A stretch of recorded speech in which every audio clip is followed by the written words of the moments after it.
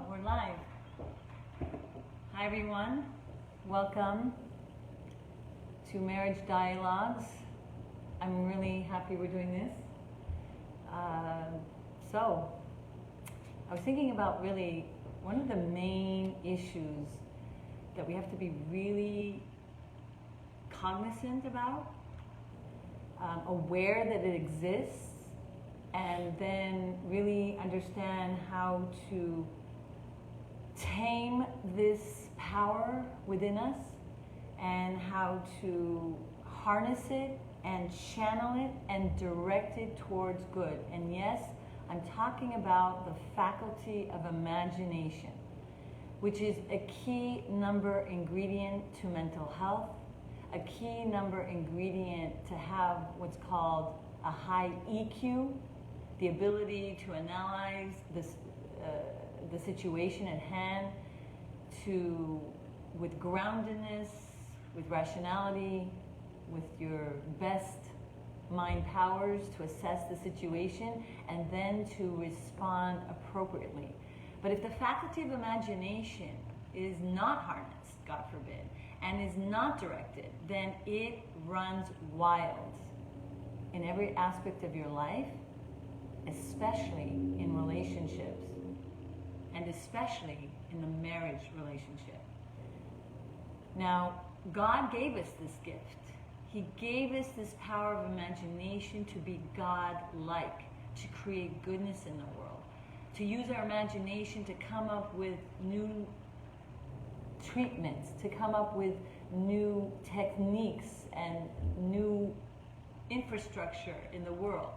He also created it not only to be God-like to create in the physical, but to be God-like to create peace in the world.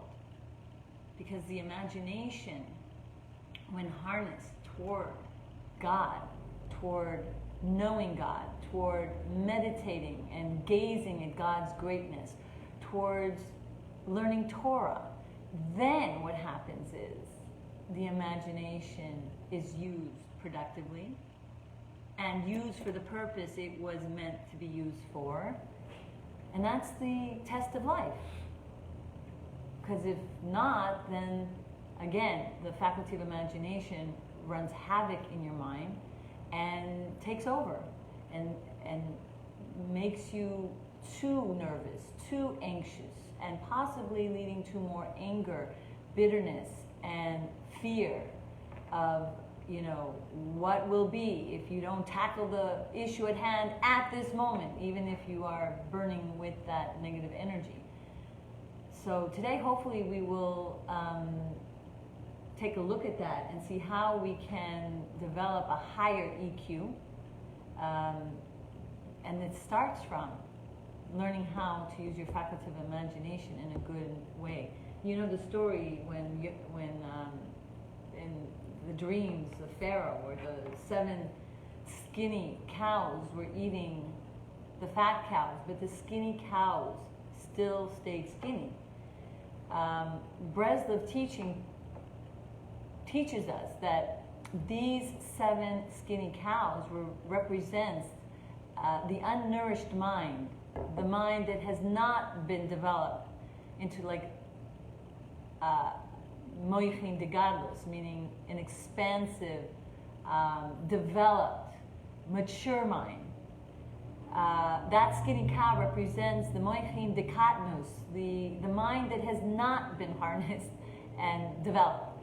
And eating of the fat cows represents all the good in your life gets swallowed up, and one does not at all pay attention to it, so much so that you still stay with that negative emotion, that negative energy of doomsday, or so much focus on the future, of the unknowns, that it swallows up the present, the beauty of the day, the appreciation of all the good that you do have.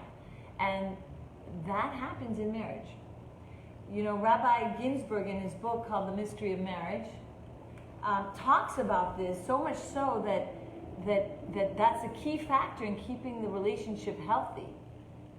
In fact, an unharnessed mind, an unharnessed faculty of imagination can lead to apathy, despair, and even psychosis, hallucinations, and delusions, where one's thinking is not really based on truth and reality. In the extreme case are these mental disorders.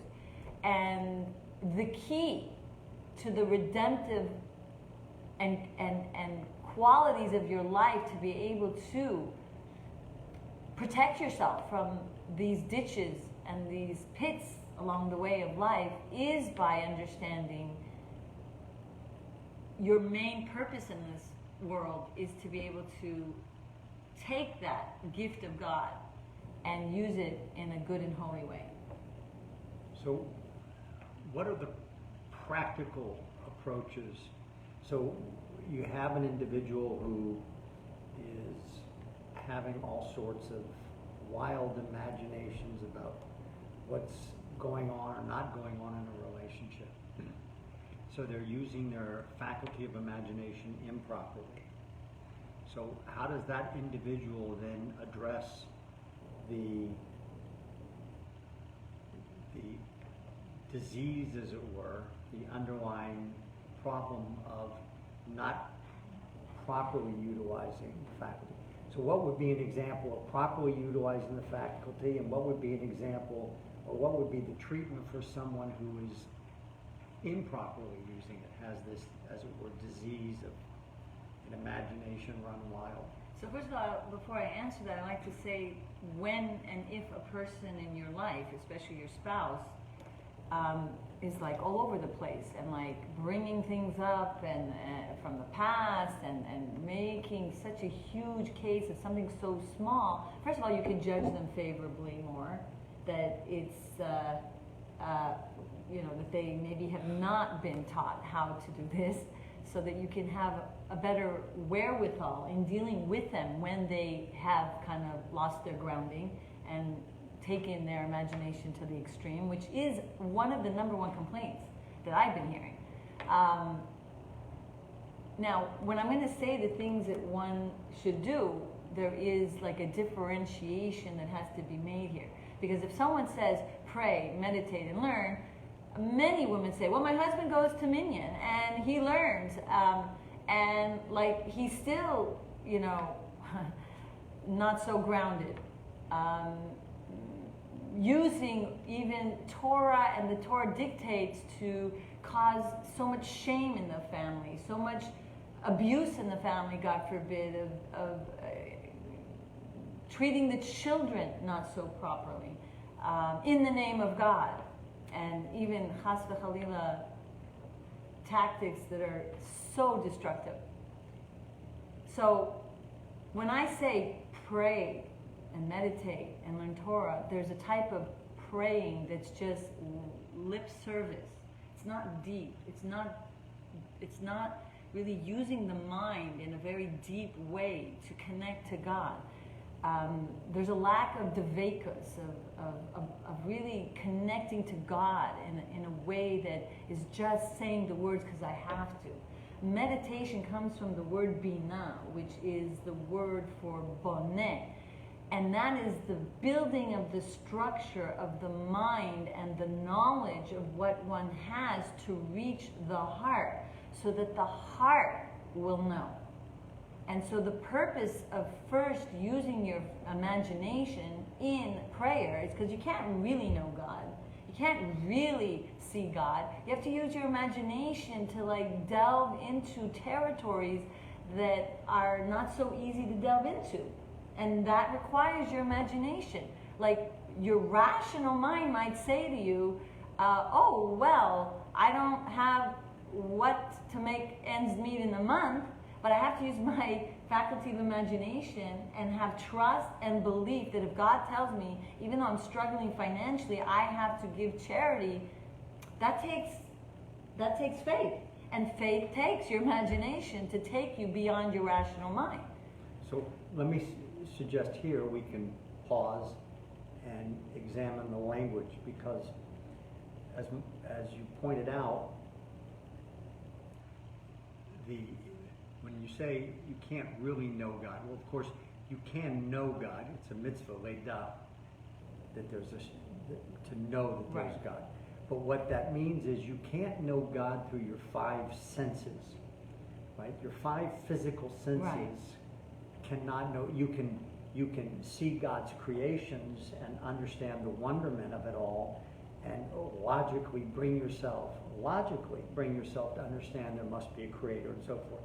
But to know God in the context of what Torah expects of us, to have this personal relationship, means to know God not through your five senses. If you're expecting to see, taste, smell, touch, or hear God through those chushim, those senses, it's not going to happen. You know, those at Har Sinai heard what they could see and saw what they could hear, precisely to make this point, that it was beyond the actual physical sensations, even though it included a physical or physical sensations. So, but the other language you used is, I think, the right language. That is to say, if you use your faculty of faith, it's a sixth faculty, and it's the faculty of emunah that allows us, and that faculty resides in the soul.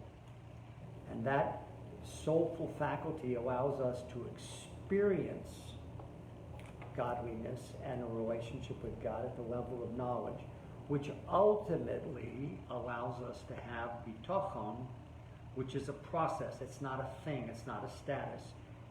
Emunah is a status. You have emunah, you have this chush, this sense of emunah, this soulful understanding of transcendence, that which extends beyond the physical world.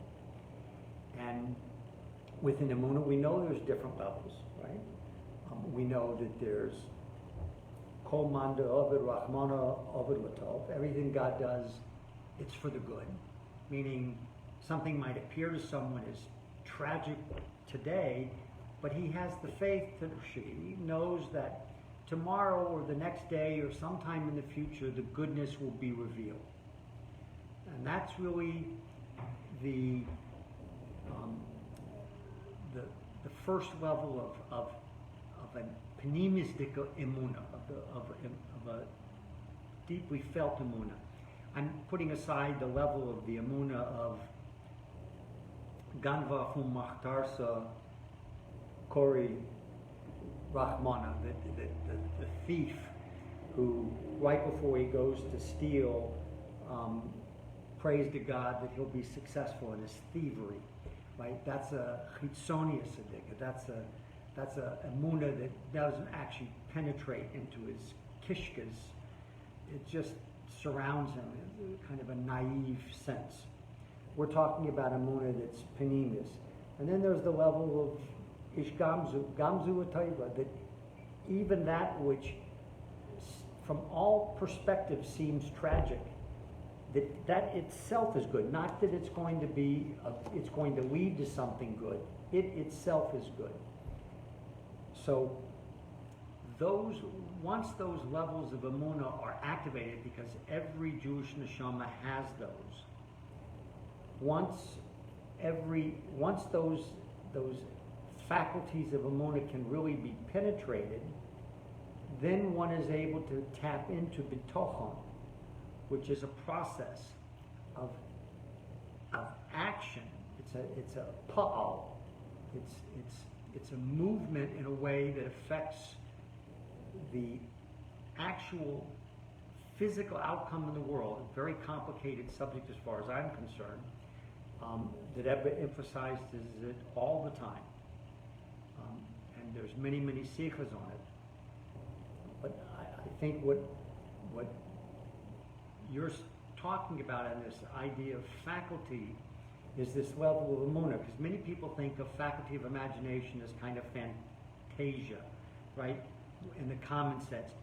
But meditation, guided imagery, his right, in other words, tapping into your true faculties of emunah, not just wild beliefs. And by the way, in Hasidic discourse in Nigla, and certainly in the teachings of our Rebbes and the Rebbe, belief in God as belief is essentially meaningless, right? Because you can wake up and believe in the tooth fairy, as I often say, or you can, as the Rebbe says in a gym video that our son found for us, that you can believe in something and act entirely different, and that's because belief is never really nichnas b'da'as. It's a belief, it's not based in faith. And that's why when we, and I think we've talked about it in this podcast, we certainly talk about it at our Shabbos Tish, that when you repeat the 13 principles of faith, ani ma'amin b'emunah shlema, that there's a God, that there's no other gods, etc., all the way through to Tchias HaMesim, in the revivification of Yidden. The reality is that Ma'amin, ani ma'amin b'emunah shlema doesn't translate into I believe with perfect faith. It translates because ma'amin, the word we typically translate into belief, and in modern Hebrew we use it as belief, actually means, from the word emunah and from the word amen, that ani ma'amin, I experience in faith be'emunah shlema, with a perfect faith in the 13 principles. It's a very different concept. And so to say that one believes in God or one believes in something as a kind of imagination, that's the secular or English use of the word imaginative faculty. We're talking about his bonanus. We're talking about this deeper level that comes from Emunah. And Emunah actually comes from the word la'amen. It's training.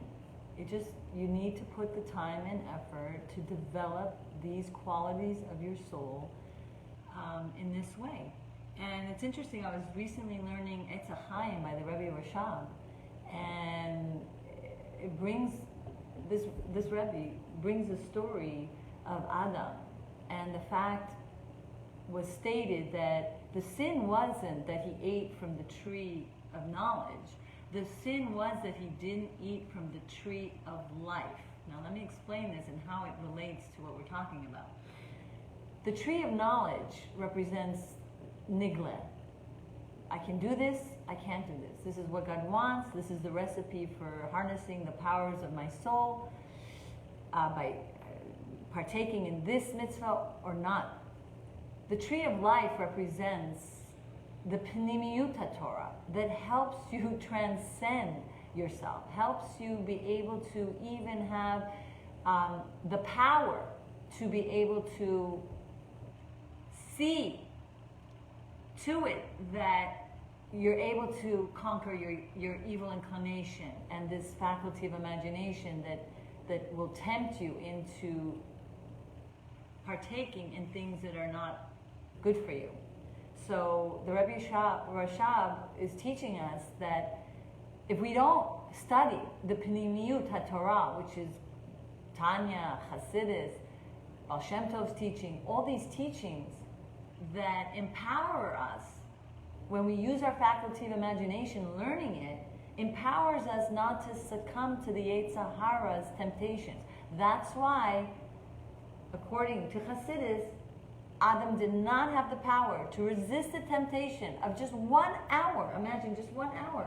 He couldn't resist because he was lacking this developed sense, inner power to overcome his own Yetzer Hara.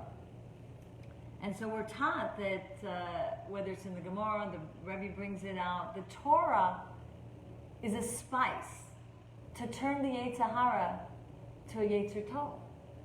But again, people will say, well, my husband learns. He goes to Kollel even, and he studies the Pnimiyut Torah. And the Rebbe Rashab brings out in Kuntras HaTefillah that, and I've learned it also elsewhere with Alter Rebbe talks about this, that when in Lukatei Torah, when you study Torah, it's amazing. It really does activate this very holy and high, maybe even experience of delight. Once you close the book, though, nothing was done to your animal soul. The excitement, the fire, the even amazing sensation was your godly soul on fire.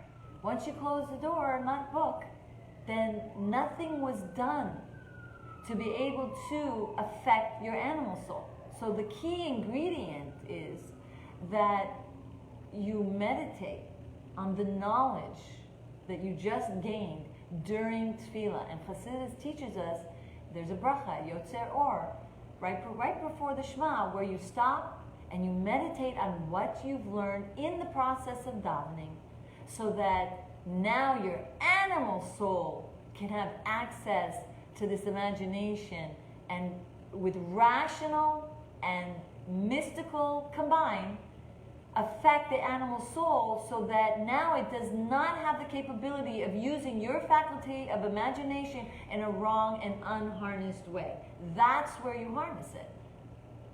So that, as we say, that the animal soul is actually so holy, but it can't tolerate, it can't digest, it can't make use of the Torah, but for meditating on the Torah during tefillah.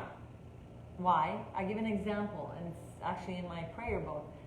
If you give a baby a carrot, okay, and it doesn't have teeth, it can't use the carrot. It's actually kind of dangerous. It could choke. So meditation is likened to softening, making it user-friendly, as it were, this godly knowledge in like kind of a broken, like down pieces, like the way carrot ends up being cooked and mashed, and now it's user-friendly to the baby who does not have teeth. So the animal soul doesn't have the power to use this wisdom.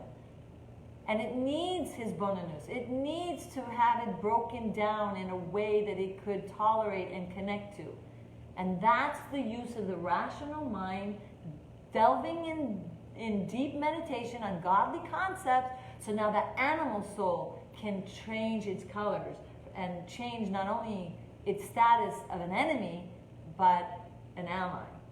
Interesting that last week's gym video, JEM puts out a video every week, or they sponsor a video that Eva's talks, oftentimes interactions with people, to show Motzei Shabbos.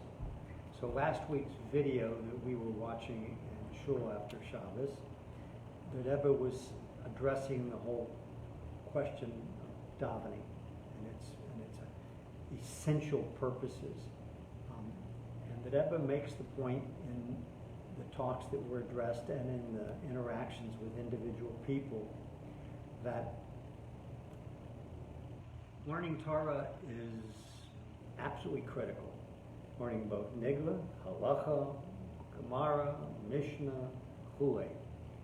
Learning Hasidus is profoundly important, so that one can understand the Pnimiyut, the inner well springs of Nigla, of Torah. But if you don't daven, and daven with the right approach, there's nothing that makes that which you've learned lasting, as my wife pointed out. And indeed, we know that all learning is seichodik, which means you're using your mind. So there's always going to be a yeshus element to it, an ego part of it. And because it's clear that everyone learns at different levels. So you're going to be enmeshed in your level, whereas davening is an intimate experience with godliness. And so the question was often raised by people, and by big Hasidim, Rebbe, I can't seem to focus when I'm davening. And indeed, what many of these people complained about were their minds running wild, right? They're davening and they're trying to focus on the prayer, but either they're thinking about business or other things, or they're just having this imaginative faculty run wild. And the Rebbe's response to them, to many of them, I mean, they went through several of these examples, and it's in the Igrish, you see it all the time, in the letters by the Rebbe. Take one bracha of Shmona Esrei, take one prayer, and make sure you understand what each and every word means, and then understand the pneumius of that prayer, the inner meaning, meaning the meditations that one can have during that prayer. And once you've really mastered that, go to the next one and do it one at a time. And of course, that's that essential difference between the hisbonenus, the meditation of prayer in the Jewish world, versus other parts of the humanity, where meditation can be an emptying of the mind, right? I know you sent me that. Right. Or, which is not Jewish, Right. or it can be the kind of Freudian, you just go from one thought to another, and you allow yourself to flights of fancy. God forbid. What Yiddish hisbonenus, tefillah, is all about is having a real mental presence and focus on the words, their meaning, and their inner meaning, their external meaning and their inner meaning. And it happens to be that in modern science always catches up with, or tries to catch up with Hasidus, because what we now know is that for people who perform, whether they be athletes or actors or speakers or musicians, the psychologists that specialized in treating their anxiety and their performance, coach them, talk about presence, being present in the moment, right? So it's not about emptying the mind. It's not about, thinking about everything but the present moment. It's a directed focus. And that simply is articulating what Hasidus has taught from time immemorial, and certainly since the Rebbe Rashab, who spends a lot of time with Kuntres Tefillah and other Maimorim on this question, and the Rebbe as well in terms of the continuation of that. And most people don't realize that the time of davening is a time of moichin de gadlus. It's a time where there's a God-given mystical gift that is given to the individual to harness that power of their mind, so that, as we always say, we want to have moach sholet al halev. We want our first step is to harness that power of our mind to be able to override the emotions that are flaring based on faulty structures of thoughts that are not based on reality, or, again, faculty of imagination running wild in a direction that is really not based on truth. Maybe a little bit, but then, it's like putting gasoline on a burning fire. There's something there, but then it just gets exploded out of, really into territories that are so toxic and so damaging to the relationship. And by the way, we don't want to be heard to say that these lesser forms of davening are not good. So, for example, Right, yeah. we know that putting on tefillin on someone and having them repeat the word Shema Yisrael, it's a plus, it's a positive act, it's a mitzvah. Yes. And davening every day and putting on your tefillin and going through the motions, even with an empty head or a head focused in business, is a positive good. It's bringing goodness into the world and into your life and your family's life. Doing that with a minyan, ala chat kama v'kama, ala fortiori. You're that much more engaged, and the fact that we know when you're davening with a minyan, where you might lack the right kavanah and intentions, the power of the kehillah takes your prayers and elevates them. So we know that. So those are all good. So even when you're not prepared or able in your own mind to focus in davening the way you should. You're davening shachris or mincha and you're just rushing through it to get it done to perform the mitzvah. Is that the best way it should be done? Of course not. But is it a way that allows for a positive mitzvah to enter into the world and in your life? Absolutely. So it's never an all or nothing proposition. You should strive to constantly, and it's why the Rebbe said, focus on one bracha. What about the other brachas? You know, deal with what you can deal with. If that's what you can deal with, focus on that one bracha. When you've mastered that, then you can move to a second. Beautiful. I want to get to a little better definition of the faculty of imagination so that we can, again, spy it out when it creeps up. And then, you know, realize like, well, maybe now that I understand this better, I'll catch it more frequently in its state of being when it creeps up. So the imagination, and this is again according to The Mystery of Marriage, Rabbi Ginsburg, he states here that one uses his imagination to form an associative link between two apparently unconnected concepts. That's why we need imagination, because it's like it's not really fitting together. We have to extrapolate. We have to use our higher sense of intellectual capacities of our mind to connect the two. And that was page 58 of that book, just to be precise. So now he says here, the power of association is initially untrained unless properly directed both in the logical and spiritual sense.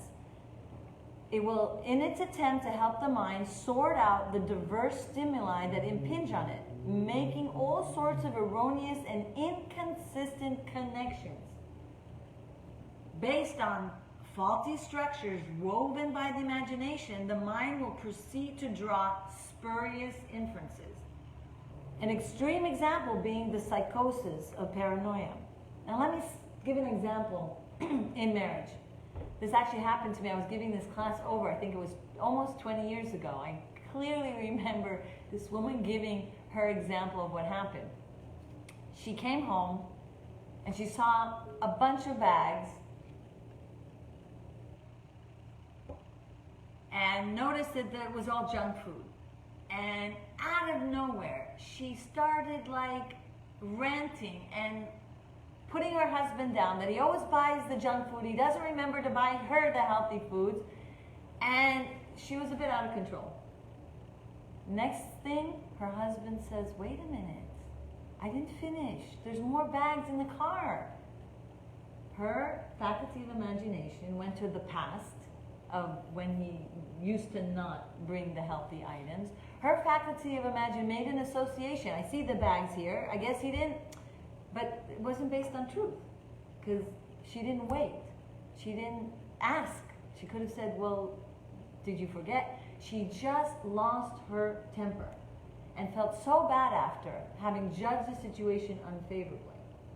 There's many times where people go on cruise control in their head to places making association and links, or happen sometimes between the best of people where they say a certain thing and your imagination takes you to the place of, he meant that, for sure he meant that.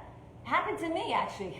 I was in shul one time, someone asked me a question, you know, and I answered honestly, naively something, and she took what I said completely like to the extreme opposite of what I said, and I'm like, I could kind of get where she went there, but come on, give me a chance, give me a break. And she was actually raised her voice in shul, in front of everyone, lost her cool, and I promise you, I just answered very naively, but because of the imagination, making an association of what someone said, it wasn't even based on what I really meant.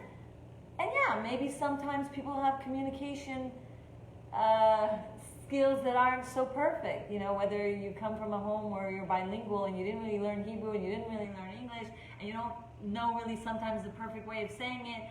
But here, now, we can maybe more understand this and judge favorably, and then not lead the Yetzer Hara into causing us to jump with our imagination running wild and then reacting in a way that's so destructive and so toxic. You know, and a lot of this problem boils down to either poor communication and or irrationality. So I'm always telling my children, in fact on our family text, I'm always reminding everyone and clients, what have you, in my profession as a lawyer, that number one, when you communicate to someone else, you have to be extremely careful in how you communicate, and that requires thought and rational thinking. But it also means that you do the best you can, but when you're done, always query the other person or listen to them. Don't just think you said what you need to say, they're now talking and you're already thinking about what you're going to say next. Listen and make certain that they understood you. So when I'm talking to a client, I will oftentimes ask my clients and people I deal with, even witnesses on the witness stand, what do you think I just said? And when they repeat it back to you, you realize they didn't hear you or didn't understand you or you miscommunicated because you're talking past one another completely. So that's the first lesson. When you're the recipient of what someone is saying, you should always make certain that you understand them correctly as well. So not just when you're the speaker, but when you're the listener. What do you mean by this?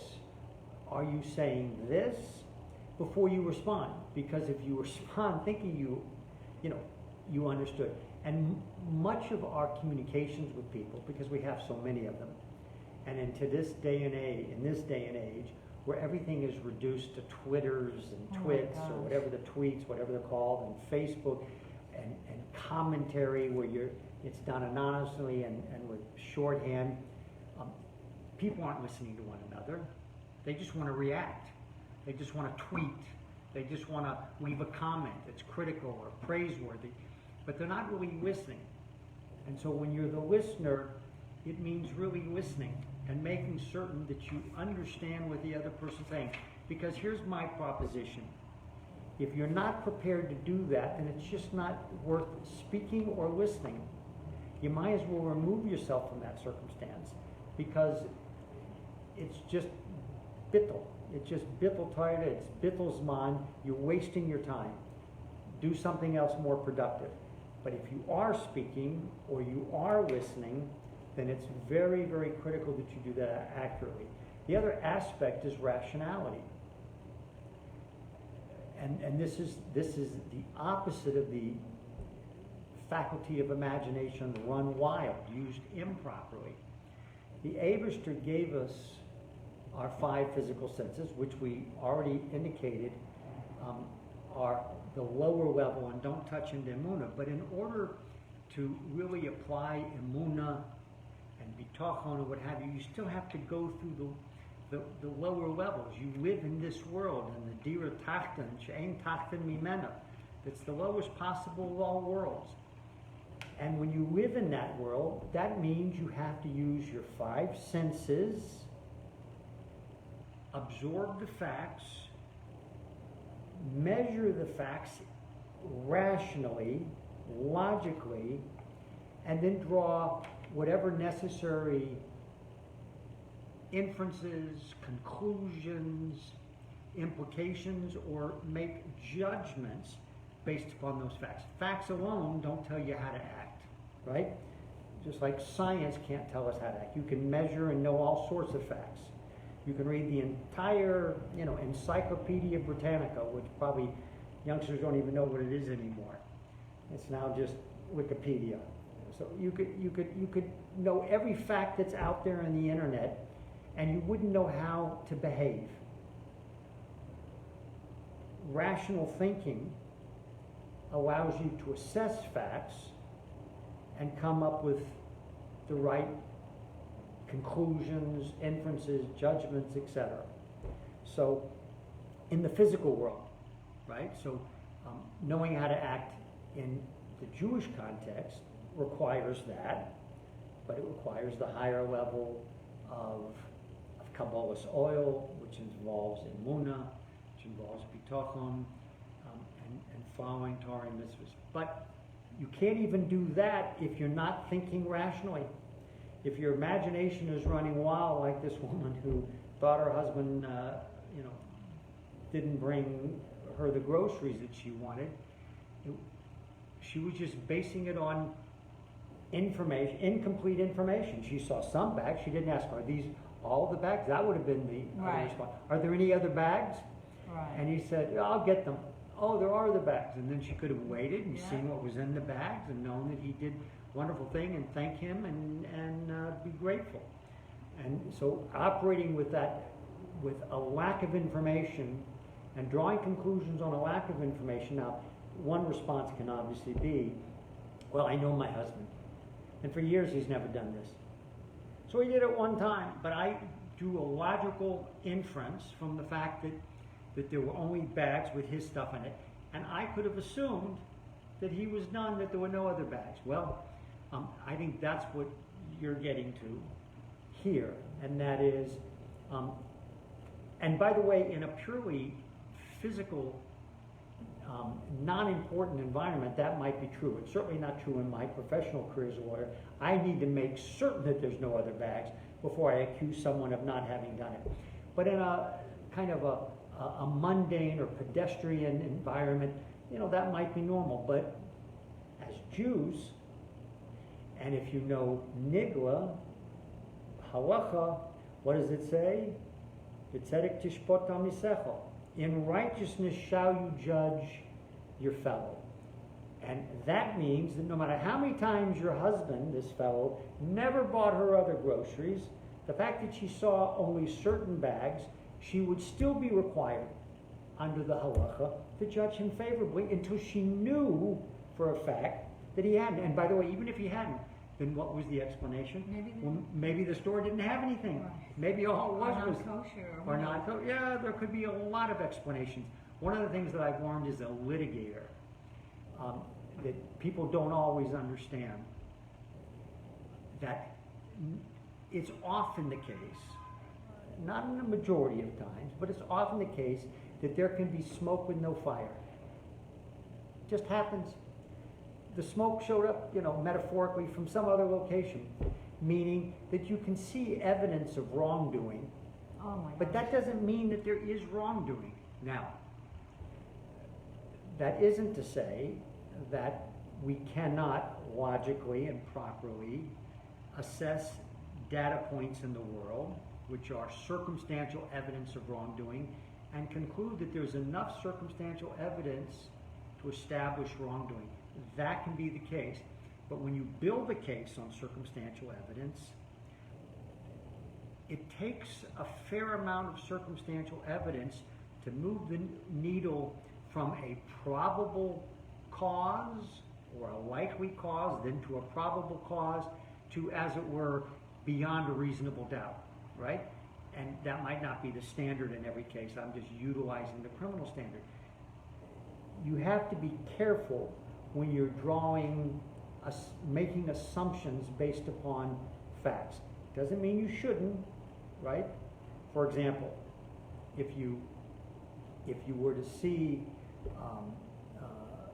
someone, and every time you see them, they're showing signs, God forbid, of not being well, and they're brushing it off, but they're a loved one, they're someone you care about, and you see facts that suggest that they're suffering from some long-term illness.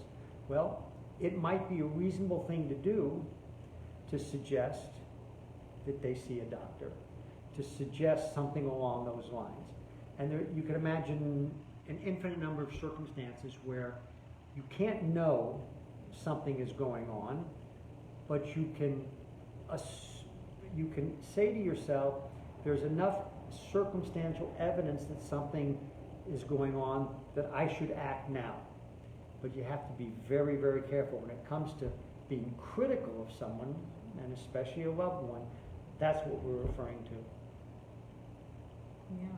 I mean, I just remember, like, as we were talking about this, where I walked into the room where one of my children were playing with my earrings. It happened to be cherished earring that one of my loved ones have given me.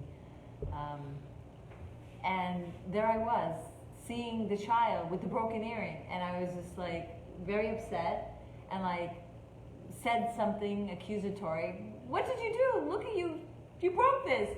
And I remember feeling bad at the time, because moments later I realized, no, these were broken. I put it aside here to fix. They didn't break it, but in the moment it looked like this child broke it. It was so much evidence in their hands. But my mind did not remind me at the time, for whatever reason, because I saw the earring in their hand broken. So our mind plays tricks on us. It's what is definitely that great story? It's in at least one of your books, maybe in a couple, about the teacher and the student with the watch. Oh yeah, Tell that yeah. story, I actually 'cause have it in my children's book and Right. also my marriage book. Right, the marriage book, right. The 4 elements, the one on camping. So this boy,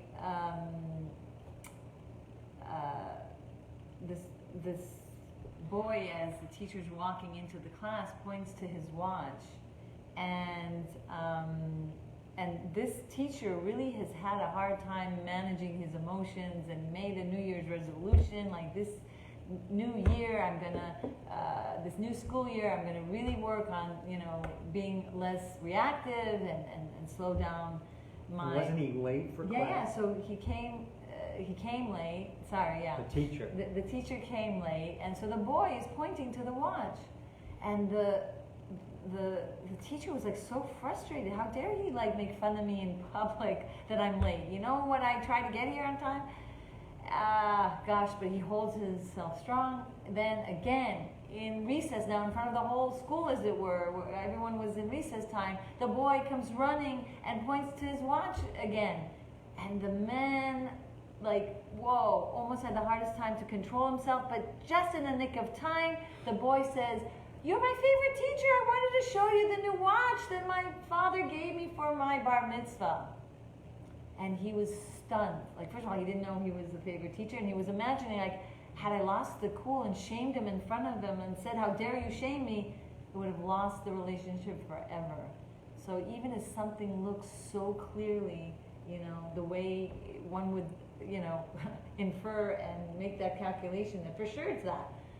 As we know from the teachings of the Rebbe, stories, Hasidic stories, and even cute stories like this have different levels if they're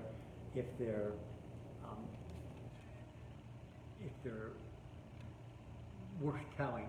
And this story is worth telling because you have the obvious lekach, the obvious moral of the story, which is don't judge another unfavorably, right? So he knew, right, he was late, and so he was certain that the child was making fun of him or criticizing him for being late by pointing to his watch. Peel that onion back just one layer, and what do you see? You see a teacher who was predisposed to feeling guilty about being late. Yeah. And this, as I remember the story, the teacher was kind of incessantly late. The teacher typically was late. And even if not, right, he was late that day. So the teacher was already self-aware, self-critical, self-anxious, self-doubting about the fact that he was late. And so the moment something occurs which could just as well have been innocent, right? He's pointing to his watch to obviously show his own watch.